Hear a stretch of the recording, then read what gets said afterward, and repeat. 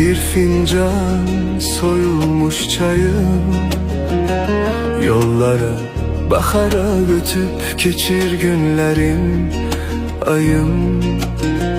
Fesilleri unuttum, ne kışım bellidir ne yayım.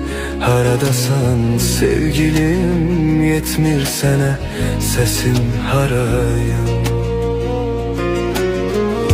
Göresen sen de benim tek, düşünürsen mi, üzülürsen mi? Göresen sen de benim tek, geceleri gözlerinden gizli gizli yaş dökürsen mi? Etrin duyulur havada, doya doya içime çekirem seni. Bir sesini duyur arada sırada, bir bilsen ne kadar sevirem seni.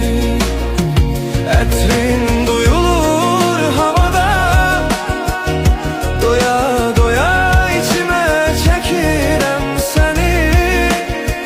Bir sesini duyurum arada sırada, bir bilsen ne kadar sevirem seni.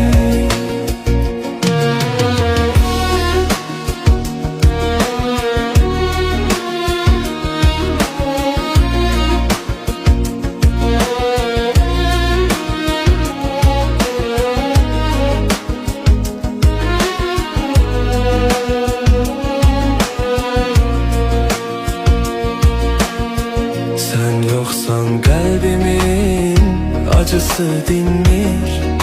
Ne yerdeyem ne göyde asla bilinmir. Buz tutmuş otağımın her bir bucağı, ocağım tüstüleyir daha isinmir. Göresen sen de benim tek, düşünürsen mi, üzülürsen mi? Göresen sen de benim tek, geceleri gözlerinden gizli gizli yaş dökürsen mi? Etrin duyulur